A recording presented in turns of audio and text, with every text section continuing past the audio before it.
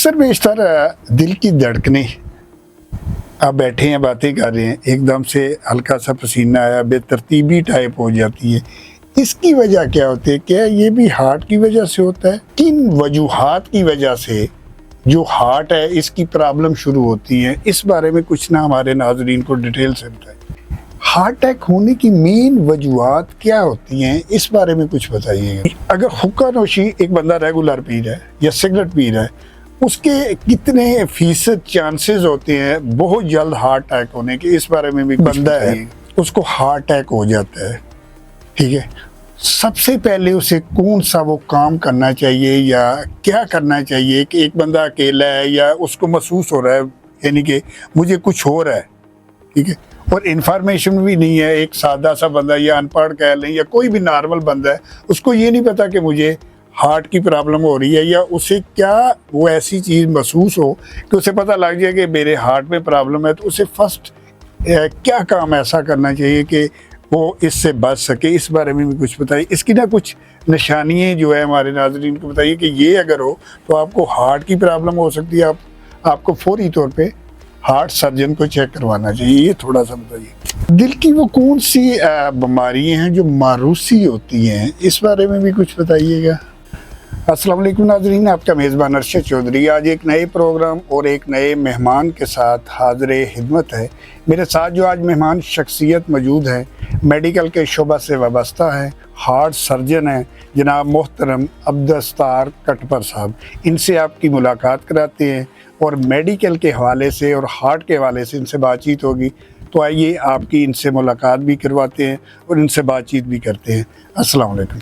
वालेकुम सलाम। डॉक्टर साहब क्या हाल है? अल्हम्दुलिल्लाह, शुक्र। सबसे पहले बेहद आपका मशकूर हूँ कि आपने अपने कीमती टाइम में से मुझे टाइम दिया। आपकी आमद का बहुत बहुत शुक्रिया।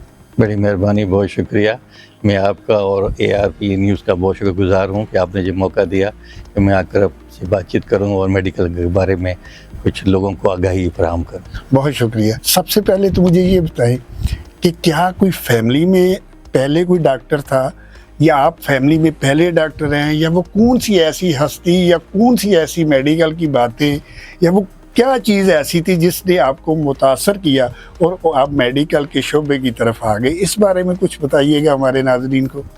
मेरी फैमिली में नज़दीकी रिश्तेदारों में कोई डॉक्टर नहीं था, लेकिन दूर पार के रिश्तेदारों में काफ़ी डॉक्टर्स थे, ठीक है। लेकिन मुझे बचपन से ही मेडिकल में जाने का शौक़ था। अच्छा। ख़ासतौर पे मैट्रिक के बाद ज़्यादा इस तरफ रुझान हुआ, ठीक है। और फिर मैंने कोशिश की, अल्लाह की मेहरबानी से डॉक्टर बन गया। तो शोबे तो बहुत ज़्यादा थे मेडिकल के, ये हार्ट का शोबा चूज़ करने के पीछे क्या राज़ो न्याज़ है, इस बारे में कुछ बताइएगा। अब जब मैं मेडिकल में आ चुका हूँ तो मुझे बहुत सारी चीज़ें नई नई पैदा हुई, महसूस पता लगी हैं। अच्छा। कि मेडिकल में आके इंसान जो खिदमत कर सकता है लोगों की, दुखी इंसानियत की, मुश्किल में लोगों की, वो किसी और शोबे में शायद इतनी पॉसिबल नहीं है। इसमें ज़्यादा बहुत चांसेस हैं कि आप लोगों की मदद कर सकते हैं, उनको तकलीफ़ से निकाल सकते हैं, उनको इलाज दे सकते हैं, उनकी जान बचा सकते हैं। और यही बातें आपको जी हाँ अभी तक लेके चल रही है? जी हाँ। रेगुलर प्रैक्टिस करते हुए कितना अर्सा हो गया? तकरीबन 14-15 साल हुए हैं मुझे प्रैक्टिस यहाँ पे खारिया में। इससे पहले मैंने तकरीबन मेरा अब तक 35 इयर्स का कार्डियोलॉजी में एक्सपीरियंस है टोटल। जी हाँ। 87 में मैंने पेम्स में मेडिकल ऑफिसर के तौर पे काम शुरू किया, ठीक है, और 87 से उसके बाद मैं 13 साल वहाँ रहा। 4-5 साल में सऊदी अरब में रहा, ठीक है। सऊदी अरब के बाद में 4 साल सक्खर में रहा एज अ कार्डियोलॉजिस्ट। अच्छा। और उसके बाद मैं खारिया आ गया। तो तकरीबन ये 35 साल से ज़्यादा बन जाता है जो मैं कार्डियोलॉजी के शोबे में काम कर रहा हूँ। डॉक्टर साहब खारिया में जब आए, यहाँ आके फिर एक प्लान बनाया कि मैंने हॉस्पिटल बनाना है अपना, और ये जो खारिया में आपका हॉस्पिटल है, एक तो मुझे ये बताएं कि इसका नाम क्या है, और दूसरा ये भी बताएं कि आपके अलावा भी वहाँ कोई और डॉक्टर बैठते हैं, ताकि जो हमारा प्रोग्राम नाजरीन देखेंगे, जो हम बातें करेंगी, उनमें से काफ़ी ऐसी बीमारियाँ या ऐसे लोगों को मसाइल होंगे हार्ट के हवाले से कि वो आपसे रब्ता करना चाहेंगे। तो मैं चाहता हूँ प्रोग्राम की वसासत से एक तो ये बताएं कि आपका हॉस्पिटल कहाँ है और इसमें कौन कौन से डॉक्टर मौजूद हैं, जो कि बल्कि ये बताएं कि कौन कौन से डॉक्टर किन किन बीमारियों के, इस बारे में भी कुछ बताइएगा। जी, मेरे हॉस्पिटल का नाम है खारिया मेडिकल कॉम्प्लेक्स, ठीक है, और ये GT रोड के ऊपर ठीक है। जीएस बैंक के और राशिद टायर के दरमियान में मौजूद है, ठीक है। तो मेन जीडी रोड पर है। ठीक है। तो इससे पहले मैं खारिया में टेलीमेडिक हॉस्पिटल हुआ करता था, ठीक है। जहाँ पे अब डॉक्टर जुल्फ़कार साहब बैठते हैं, साइकियाट्रिस्ट। वहाँ पर एक हॉस्पिटल था, तो वहाँ पे मैंने शुरू किया था। ठीक है। वहाँ हमने 2 साल काम किया, उसके बाद फिर अपना स्टाफ यहाँ पे हॉस्पिटल शुरू कर दिया। तो दूसरा ये भी मुझे बताइए, जो आपका हॉस्पिटल है इसमें आपके अलावा कौन से डॉक्टर? इसके अलावा सिर्फ फिजियोथेरेपी की डॉक्टर साहबा होती हैं। ठीक है। इसके अलावा और कोई नहीं होता। वो डेली आती हैं? हाँ, वो डेली आती हैं। तो आपकी टाइमिंग क्या है? मेरी एक्चुअली टाइमिंग तो ओपीडी की 10 बजे से लेकर शाम 7 बजे तक है, ये रेगुलर ओपीडी है। ठीक है। लेकिन इमरजेंसी के लिए मैं हर वक्त अवेलेबल होता हूँ, कोई दिन छुट्टी नहीं होती, कोई टाइम ऐसा नहीं होता कि मैं अवेलेबल ना हूँ। ठीक है। और क्योंकि कार्डियोलॉजी ऐसा मसला है कि जिसमें खुदा न खास्ता कोई प्रॉब्लम हाँ, हो बिल्कुल, जाती है, बिल्कुल, बिल्कुल। तो उसमें टाइम फैक्टर के टाइम पे इलाज होना और जी, टाइम जी। पे इलाज शुरू करना बहुत अहम होता है और बहुत नेसेसरी होता है। तो इसलिए मैं अगर रात को घर पर भी हूँ तो विद इन नो टाइम मैं हॉस्पिटल पहुँच जाता हूँ। मेरा अस्पताल का अमला मुझे कॉल करता है कि जी पेशेंट एक आ गया, तो जब तक वो उनका ECG कर रहे होते हैं, ब्लड प्रेशर ले रहे होते हैं, मैं पहुँच जाता हूँ। पहुंच जाते हैं, नजदीक ही है। बिल्कुल। यानी कि 24 हाँ, घंटे 5 मिनट्स में मैं आ जाता हूँ। एनी टाइम कोई जी हाँ, भी जी हाँ, आपको जी हाँ, कॉल जी। करता है, आप जी, इमरजेंसी बिल्कुल, आ बिल्कुल, सकते हैं। अब आ जाए थोड़ा हार्ट की तरफ, जो आपका शोबा है। सबसे पहले तो मुझे ये बताएं कि किन वजूहात की वजह से जो हार्ट है इसकी प्रॉब्लम शुरू होती है, इस बारे में कुछ ना हमारे नाजरीन को डिटेल से बताएं।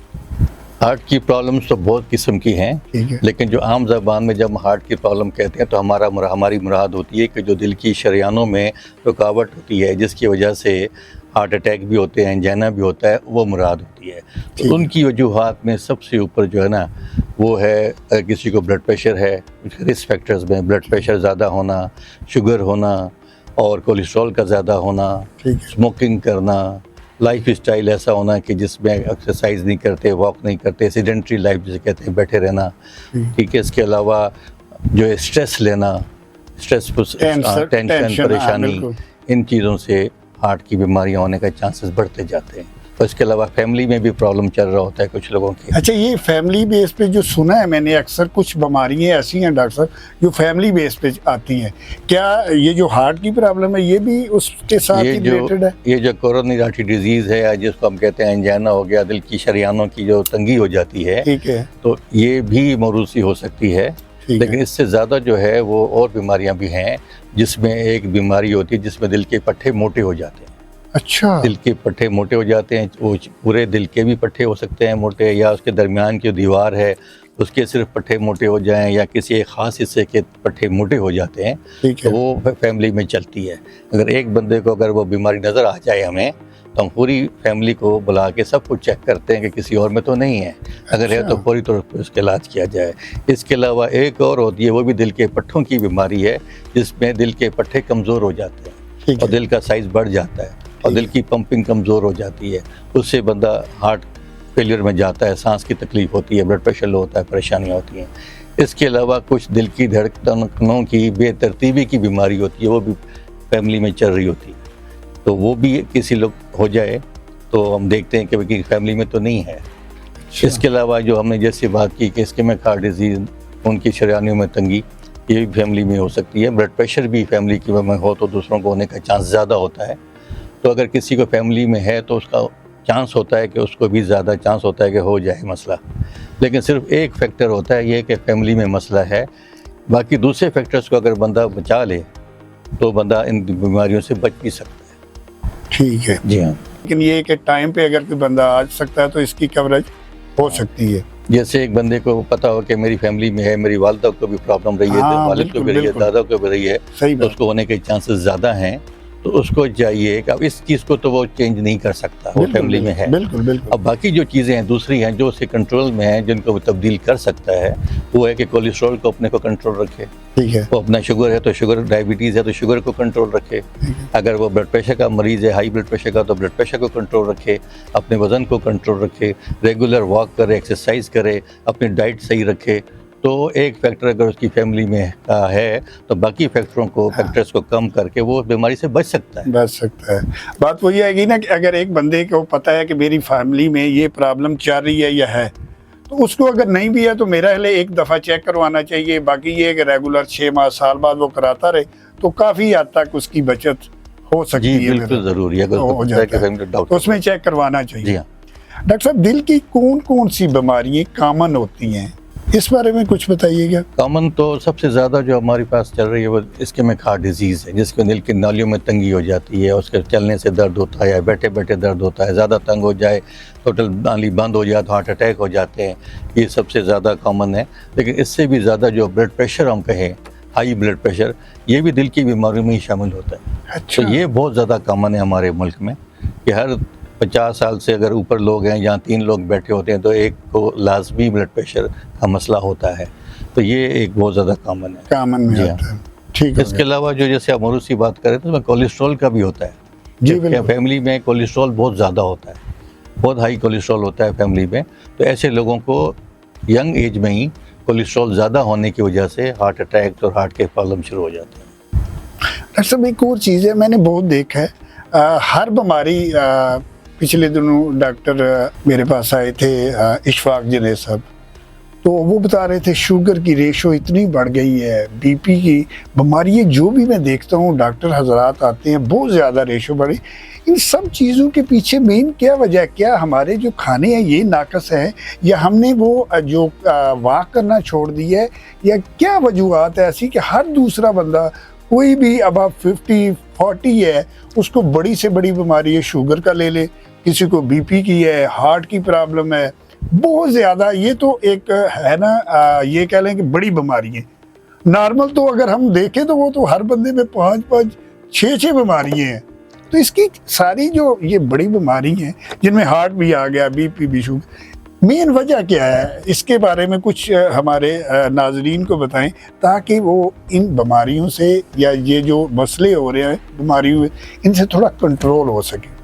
ये जो डायबिटीज़ है, ठीक है। इसमें खारियां डिस्ट्रिक्ट जो है ये पूरे पाकिस्तान में टॉप पर है। यही बात यकीन करें, ये एक वीक पहले डॉक्टर साहब आए थे, वो बता रहे थे। उसकी वजह ये भी आती है नज़र मुझे कि पहले यहाँ बहुत गुर्बत थी, ठीक है। फिर लोग यहाँ से बाहर जाना शुरू हुए, हाँ और एकदम दौलत की रेल पेल हुई, आइए। और फिर वो जो पहले मुशक्क़त और काम और सख्त काम करते थे वो ख़त्म हो गया, और खाने पीने की भरमार हो गई, और उन्हें खा पी के बैठ जाना, चलना फिरना कम। इससे बहुत बड़ा असर पड़ता है कि जो बंदा एक्सरसाइज नहीं करता, वॉक नहीं करता, खाने पीने की एहतियात नहीं करता, वज़न बढ़ जाता है। तो वो ऐसा ही है कि शुगर की बीमारी को दावत देने वाली बात है। कुछ फैमिली में चल रहा होता है, बाकी चीज़ें हम खुद अपने हाथ से दावत देते हैं शुगर को कि आज जी, आज हमने कुछ नहीं जी करना। हाँ। दूसरा डॉक्टर साहब, मेरा ख्याल है कि थोड़ा ये भी है कि पहले की निस्बत अब ये जो फास्ट फूड है, या क्या कहना है? एक तो हम खाते लेट हैं, कोई 9, 10, 11 बजे तक हम खाते हैं, उसके बाद सीधे आते हैं घर आए, ठीक है, और ये किया कि आके सो गए। तो वो भी मेरा ग़िज़ा का बहुत बड़ा रोल है शुगर में भी और दिल की बीमारियों में भी। अगर हम अपनी ऐसी दवाइयाँ चीज़ें खाएंगे जिसमें कोलेस्ट्रॉल ज़्यादा है, जंक फूड है, पिज़्ज़ा हैं, बर्गर हैं, चिप्स हैं, और फिर ये कोल्ड ड्रिंक्स हैं, ये सारी चीज़ें, और ये पैकेट में चिप्स वगैरह हैं, दूसरी चीज़ें, ये, और एक्सरसाइज ना करना, वॉक ना करना। इवन अगर हम खाना भी घर में पकाते हैं तो ऑयल का इस्तेमाल बहुत ज़्यादा है, और ऐसे ऑयल इस्तेमाल करते हैं और ऐसी चीज़ें इस्तेमाल, ऑयल और घी इस्तेमाल करते हैं जो सेहत के लिए ठीक नहीं होता। और हमारे बदकिस्मती से बाज़ार में जो ऑयल हम समझते हैं कि बेहतर होगा, हमें पता नहीं होता कि वो कितना मुज़र किस्म का ऑयल हम इस्तेमाल कर रहे हैं। डॉक्टर साहब, आपने बता दिया कि काफ़ी चीज़ें बताई कि फ़लाँ चीज़ भी ठीक नहीं है, फ़लाँ भी। मैं आपसे यही कहना चाहता हूँ कि एक बंदा है, या एक हमने क्या करना है, ज़्यादा से ज़्यादा जो बंदा गांव से लेता है, ठीक है, वो हम ये कह देते हैं कि चलो जी इधर तो चीज़ें नॉर्मल है। एक बड़े सिटी में आ जाता है, जिस तरह हमारा खा रही है, इसमें यू मार्ट भी है, डी मार्ट भी है, बड़े बड़े हैं, तो किस तरह पता चलेगा कि ये जो ऑयल है या ये जो चीज़ें हैं ये हमारे लिए बेस्ट है? ये भी तो एक सोचने वाली बात है। बहुत बंदे परेशान है इस हवाले से। बात तो आपने भी कर दी है, मैंने सवाल किया, लेकिन बंदे ये भी कहेंगे कि डॉक्टर साहब इसका सलूशन भी बताएं ना, कि किस तरह पता चल सकता है कि ये ऑयल अच्छा है या ये चीज़ें अच्छी हैं। उस हवाले से अगर कुछ ब्रीफिंग दे दो। वैसे ऑयल्स में सबसे बेहतर ओलिव ऑयल है, अगर वो एक्स्ट्रा वर्जिन है, आपको कहीं से अच्छी कंपनी का आप ले लेते हैं और अच्छा आपको सही मिल जाता है। अब तो पाकिस्तान में भी जैतून को पैदावार होना शुरू हो गई है। बिल्कुल बिल्कुल। तो अगर वहाँ से आपका अच्छा कोई खालिस एक्स्ट्रा वर्जिन जैतून मिल जाता है ऑयल, वो ठीक है। सबसे बेस्ट है। उसके बाद सरसों का तेल है और दूसरे ऑयल भी हैं जो ज़्यादा प्रोसेस्ड ना हो, वो ऑयल इस्तेमाल करने चाहिए। अब ये एक अच्छे स्टैंडर्ड की जो कंपनियां होंगी तो उम्मीद करते हैं कि उनका कुछ बेहतर ही होगा, लेकिन इसकी भी ये है बात अहम है कि ऑयल को कम से कम इस्तेमाल किया, चाहे जैतून हो चाहे अच्छा। या सरसों हो, तो 2 खाने के चम्मच ये मैक्सिमम है, इससे ज़्यादा इस्तेमाल नहीं करना हाँ, चाहिए। इससे भी बड़ा फर्क इवन अगर पड़ेगा। देसी घी भी है तो 2, या मक्खन है तो 2 खाने के चम्मच मैक्सिमम है। इससे ज़्यादा अगर हम लेते हैं तो वो हमारे लिए नुकसान बनता है, उनमें जमा होता है, बॉडी में जमा होता है। उसके साथ साथ जो फिज़िकल एक्टिविटी है, ठीक। एक्सरसाइज है, वॉक है, उसको हमें अपना रूटीन बनाना चाहिए। तो ये चीज़ें बहुत अफेक्ट करती हैं दिल की बीमारियों में कि अगर हम, और दूसरा है कि स्मोकिंग न करें, स्मोकिंग से हाँ, बचें, बिल्कुल। वॉक रेगुलरली करें, बेशक हफ्ते में 5 दिन करें, ऑयल की लिमिट करें, दूसरी चिकनाई को कम करें, सब्जियों और सलाद को ज़्यादा इस्तेमाल करें खाने पीने में, तो ये हमारे लिए ज़्यादा बेहतर है। हार्ट अटैक अक्सर होता है ना जी, वो बंदे को हार्ट अटैक हुआ, फोत हो गया, या इसको हार्ट अटैक हो गया जी, पहुंच गया है, अल्लाह ताला ने अब कुछ कर। हार्ट अटैक होने की मेन वजूहात क्या होती हैं, इस बारे में कुछ बताइएगा। हार्ट अटैक हम कहते हैं जब दिल को खून पहुंचाने वाली शरियानों में ठीक है। रुकावट हो, टोटल ब्लॉक कर दे, टोटल नाली बंद हो जाए। अब नाली बंद होती है, या तो वहाँ पे कोलेस्ट्रॉल का कोई टुकड़ा बना हुआ होता है, पहले से जमा हुआ होता है, ठीक है। वो रप्चर होता है, उसके ऊपर खून के ज़र्रे जमा होने शुरू होते हैं, आरबीसीज और प्लेटलेट दूसरी जमा होते हैं, और वहाँ पे लोथड़ा बन जाता है और नाली जो होती है बंद हो जाती है। ठीक है। तो इसके अंदर एक कोलेस्ट्रॉल का कंट्रोल होना बहुत ज़रूरी है कि कोलेस्ट्रॉल कम से कम खाए। फिर जो वो क्लॉट जो क्लॉट बना है, तो उसके लिए जो वहाँ पे लोथड़ा था, कोलेस्ट्रॉल का टुकड़ा था जो रप्चर हो गया है, उसको बचाने के लिए हम स्मोकिंग ना करें, कोई ऐसी चीज़ें ना इस्तेमाल करें खाने पीने के जो खून की नालियों के अंदर प्रॉब्लम पैदा करती हैं, उनसे बचें, रेगुलर एक्सरसाइज करें। तो ये है कि हम हार्ट अटैक से काफ़ी हद तक बच सकते हैं। और अगर शुगर है तो उसको कंट्रोल रखें, ब्लड प्रेशर है तो उसको कंट्रोल रखें। तो ये है मैंने जितनी भी अभी तक आपने बातें की हार्ट के हवाले से, उसमें मैंने ज़्यादा जो आपने जोर दिया है मेरे ख्याल में, वो ज़्यादा हुक्का और सिगरेट नोशी, इसका भी बहुत ज़्यादा अपना नहीं है। हुक्का नोशी और सिगरेट नोशी की तरह दिल पर मनफी अंदाज में असर अंदाज होती है, इस बारे में भी कुछ बताइएगा कि अगर ये जिस तरह आपने ऑयल का बताया कि उसका अगर आप इस्तेमाल नॉर्मल का करते हैं तो फिर ये प्रॉब्लम होती है, अगर आप अच्छा करते हैं तो ये होता है। अगर हुक्का नोशी एक बंदा रेगुलर पी रहा है या सिगरेट पी रहा है, उसके कितने फीसद चांसेस होते हैं बहुत जल्द हार्ट अटैक होने के, इस बारे में भी कुछ बताइएगा। अच्छा, आपने देखा होगा कि कुछ लोग हैं ज़िंदगी भर हुक्का पीते रहे लेकिन उनको अटैक नहीं हुआ, उनकी मौत हुई जाके आखिरी दिनों में, बड़ी उम्र में जाके किसी और वजह से। लेकिन क्योंकि एक फैक्टर नहीं होता, दिल की बीमारी होने के लिए 4-5 फैक्टर्स होते हैं जो ज़रूरी होते हैं, वो जब आपस में मिलते हैं तो फिर बीमारियों का होने का चांस बढ़ जाता है। तो स्मोकिंग जो है, तंबाकू नोशी, चाहे तंबाकू सिगरेट में हो, चाहे वो हुक्के में हो, सिगार में हो, बीड़ी में हो, नस्वार में हो, पान में हो, गुटखे में हो, किसी शक्ल में भी जो तंबाकू हमारे जिस्म में जाता है वो डायरेक्ट हमारे दिल की नालियों पे असर करता है। अगर हम स्मोकिंग कर रहे हैं तो दिल की नालियों के साथ साथ वो फेफड़ों को भी नुकसान पहुंचाएगा। हाँ बिल्कुल। और जिस्म की दूसरी नालियों पे भी, दिमाग की नालियां हैं, जो हमारे टांगों की नालियां हैं, उनके उधर भी वो असर पैदा करेगा। पूरा जिस्म उससे मुतासर होगा, नालियां उसको कट जाती हैं, तंग हो जाती हैं। और अगर उसको हम बचाएंगे इसी तरह कि अगर जितना हम स्मोकर होंगे तो उनका चांसेस बढ़ते जाएंगे।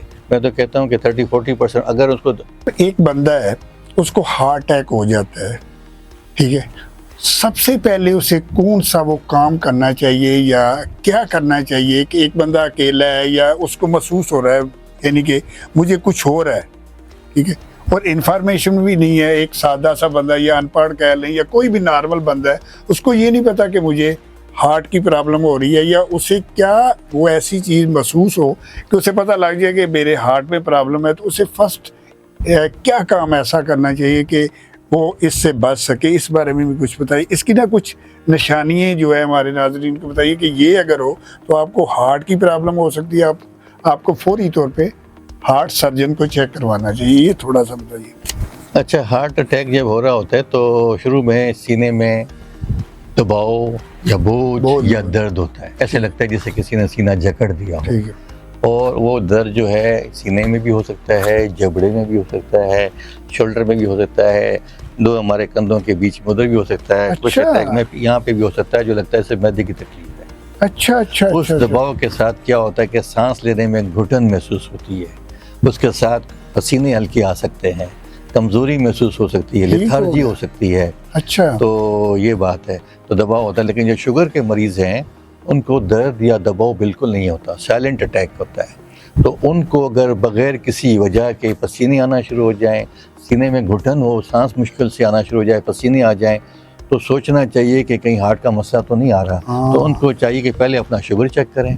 शुगर अगर नॉर्मल है तो मतलब है कि हार्ट का मसला है। हार्ट का मसला। और अगर शुगर नहीं चेक कर सकते तो ज़्यादातर ख़तरा उस वक्त होता है कि शुगर हाई हो या लो हो। लो हो तो चीनी खा लें थोड़ी सी, ठीक है। चीनी खाने से अगर शुगर उनकी पहले से ही ज़्यादा थी, थोड़ी और ज़्यादा कोई खतरे की बात नहीं है। ठीक है। लो हो थी पहले, अगर शुगर लो थी, चीनी खाने से वो ठीक हो जाते हैं, तो इसका मतलब है कि शुगर लो होने का मसला था।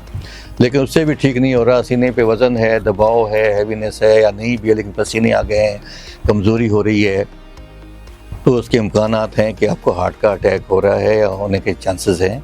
तो उसमें ज़्यादा पैनिक नहीं होना चाहिए, डरना नहीं चाहिए, इत्मीनान से बैठें। सबसे बेस्ट होता है कि डिस्प्रिन की गोली, 300 मिलीग्राम की जो आम डिस्प्रिन की गोली बाज़ार में मिलती है कली के बिल्कुल, अंदर, बिल्कुल। जो दर्दों के लिए आमतौर पर हाँ, सर दर्द बिल्कुल। के लिए, कमर का खाते हैं, वो चबा के खानी चाहिए। ये नहीं करना चाहिए कि अच्छा। मुंह में रखा गिलास पानी के साथ पी लिया।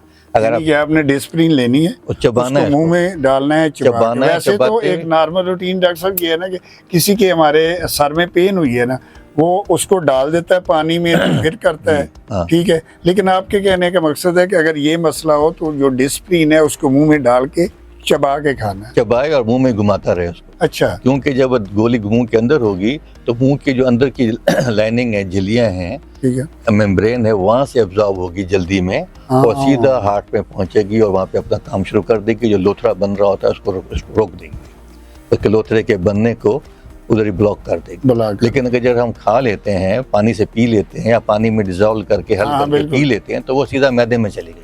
अब मैदे में जब जाएगी तो वहाँ पे उसको एब्जॉर्ब होने में टाइम लगेगा, वहाँ से खून में जाएगी, जिगर में जाएगी, फिर सिस्टम में जाएगी, फिर हार्ट में जाएगी। उसमें हो सकता है उसको आधा घंटा लग जाए, लंबा प्रोसीजर। लंबे रूट से जाएगी।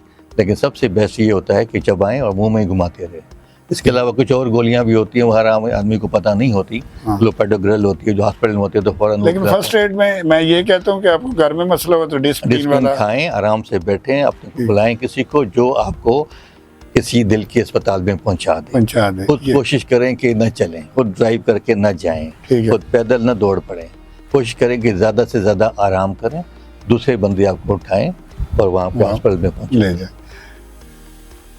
दिल की वो कौन सी बीमारियां हैं जो मारूसी होती हैं, इस बारे में भी कुछ बताइएगा। मारूसी हमेशा शुरू में भी बात की कि हाँ। दिल के पट्टों की बीमारियां होती हैं, जिसमें दिल के पट्टे मोटे हो जाते हैं। दूसरी में दिल के पट्टे कमज़ोर होकर फैल जाते हैं, दिल कमज़ोर हो जाता है, दिल की धड़कनें बेतरतीब हो जाती हैं। कुछ लोगों में ऐसी बीमारियां होती हैं कि दिल की धड़कनों की बेतरतीबी शुरू हो जाती है, जो बहुत डेंजरस भी होती है। तो इसके अलावा फिर जो कोरोनरी आर्टरी डिजीज़ है, ये भी हो सकती है मारूसी। हाँ जी। कोलेस्ट्रॉल को कम रखने के लिए क्या क्या इकदाम करने चाहिए, इस बारे में भी कुछ बताइएगा। कोलेस्ट्रॉल को कंट्रोल रखने के लिए सबसे पहले तो हमें चिकनी चीज़ों से परहेज़ करनी चाहिए। ठीक हो गया। चिकनाइयों से परहेज़, मक्खन, मलाई, देसी घी, अंडे की जर्दी, पिस्ते, बादाम। अच्छा। ठीक है जी। हाँ, दूध पिएं तो बगैर मलाई का हो, अंडा खाएं तो बॉयल करके सफ़ेदी खाएं, जर्दी न खाएं। ठीक हो गया। ठीक है जी। सालन पकाएं, सब्जियां पकाएं, जो भी पकाते हैं ऑयल कम से कम डालें। जैसे कि मैंने बताया कि पूरे दिन में 2 चम्मच से ज़्यादा इस्तेमाल न करें। इसके बाद वॉक रेगुलर करें, रेगुलर वॉक को अपना आदत बनाएं। हफ्ते में 5 दिन भी काफ़ी हैं, वो करें। पानी का इस्तेमाल ज़्यादा करें। इन चीज़ों से कोलेस्ट्रॉल कंट्रोल रहेगा। कम होता है। अक्सर बेशतर दिल की धड़कनें, आप बैठे हैं बातें कर रहे हैं, एकदम से हल्का सा पसीना आया, बेतरतीबी टाइप हो जाती है, इसकी वजह क्या होती है? क्या ये भी हार्ट की वजह से होता है या कोई और वजूहत है? दिल की धड़कन की बेतरतीबी की जी। बहुत सारी किस्में हैं। ठीक है। सबसे सिंपलेस्ट जो आम सी चीज़ है कि चलते चलते लगता है कि दिल ने झटका दिया, हाँ, दिल बिल्कुल डूब बिल्कुल, गया। यही मेरा मकसद ठीक है ना, ये आम सी बात है। ये आम तौर पे एंग्जाइटी से, परेशानी से, टेंशन से, स्ट्रेस से, दिल की बगैर किसी बीमारी के। ये हमारी एक टॉपिक एक्स्ट्रा बीट्स आती हैं जो कि ऊपर वाले खानों से भी आ सकती हैं, दिल के नीचे वाले खानों से भी आ सकती हैं। अगर ये 1 मिनट में 10 से कम है तो कोई फिक्र की बात नहीं है, ख़ासतौर पर अगर ऊपर वाले खानों से आ रही हैं। ऊपर वाले खानों से आ रही हैं या नीचे वाले खानों से आ रही है, ECG करने से पता लग जाता है। अच्छा जी हाँ, तो वैसे तो हमें महसूस होगा कि हाँ भाई दिल ने झटका लगा, कई दफ़ा होता है ना, तो अक्सर वो एंग्जाइटी से, परेशानी से आती हैं। जब एक दफ़ा आती है तो बंदा गौर करता है यार ये क्या हुआ, वो उस पर कंसंट्रेट करना शुरू कर देता है, ओह यार दोबारा आई है, ओह, फिर वो उसकी तरफ तवज्जो करता है कि अब देख अब क्या होता है, फिर आ गई। उससे क्या होता है, उस एंग्जाइटी से और आना शुरू हो जाती है। तो उसमें यह है कि रिलैक्स करना चाहिए, कोई उसको इम्पोर्टेंस नहीं देनी चाहिए, आराम से पानी पिए, ईजी हो जाए। तो चाय कॉफ़ी को अवॉइड करें, आराम पूरा किया करें, स्ट्रेस से जान छुड़ाएं, तो अपने आप को मसरूफ़ रखें, तो ये आहिस्ता आहिस्ता ख़त्म हो जाती है। स्ट्रेस बहुत इन चीज़ों से करता है, तो स्ट्रेस के लिए ये है कि आप मसरूफ़ रखें अपने आप को, वॉक करते हैं से स्ट्रेस कम हो जाता है। सबसे बड़ी बात है कि आप 5 वक्त नमाज़ पढ़ें, अल्लाह का ज़िक्र करें, दरूद शरीफ पढ़ें। अल्लाह ताला ने इसे बहुत अपनी रहमत रखी है। स्ट्रेस से जितना ठीक हो सकता है किसी दुनिया में किसी दवा से, किसी योगा से, किसी मेडिटेशन से नहीं हो सकता, तो उससे बहुत चीज़ें फ़ायदा उठा सकता है। डॉक्टर साहब यकीन करें मैं आपसे बातें कर रहा हूँ और टाइम भी काफ़ी हो गया है, लेकिन मुझे इतनी इंफॉर्मेशन मिल रही है और मैं ये सोच रहा हूँ कि ये पहले मुझे काफ़ी सारी बातों का नॉलेज नहीं था जो आपने बताई हैं। इसी तरह ये भी है कि हमारे जो नाज़रीन हमारा प्रोग्राम देखेंगे उनको भी काफ़ी इन्फॉर्मेशन मिली होगी, तो दिल तो बड़ा कर रहा है कि आपसे मज़ीद बातें करूं, मज़ीद पूछूं, थोड़ा टाइम का इशू होता है। फिर भी अभी ये है कि ये तो चलो मेडिकल के हवाले से हो गए, कुछ ज़ाती लाइफ के भी कुछ बातें कर लेते हैं। मैरिड हैं माशाल्लाह, कितने बच्चे हैं?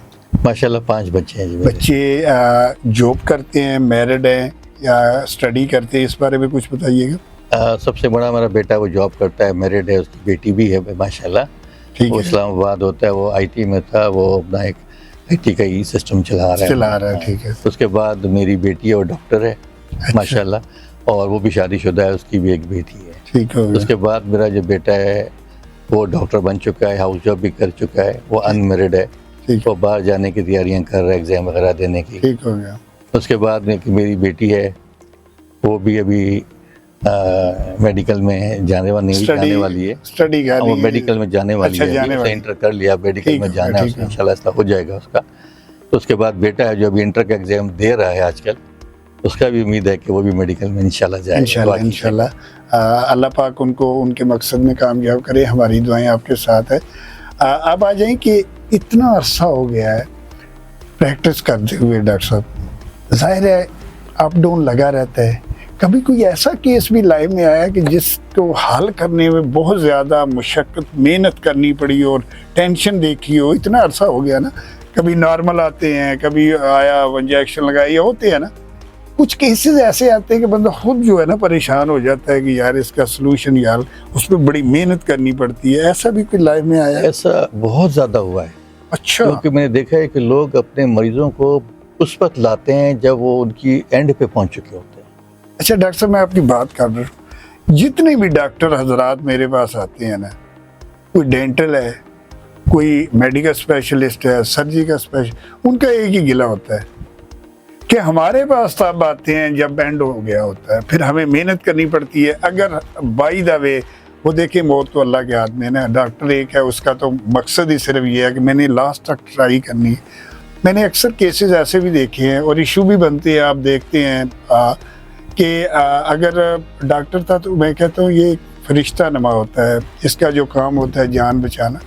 तो एक तो हम लास्ट पे लेके आते हैं, ऊपर से अगर वो कोई मसला बन जाए तो फिर डॉक्टर की सख्ती आ जाती है। हालांकि होना तो ये चाहिए ना कि स्टार्टिंग हुआ है, कोई मसला हुआ तो चेक करवा लें, तकलीफ भी कम, पैसे भी कम, बहुत से मसाइल उससे हल होते हैं। क्या ख्याल है?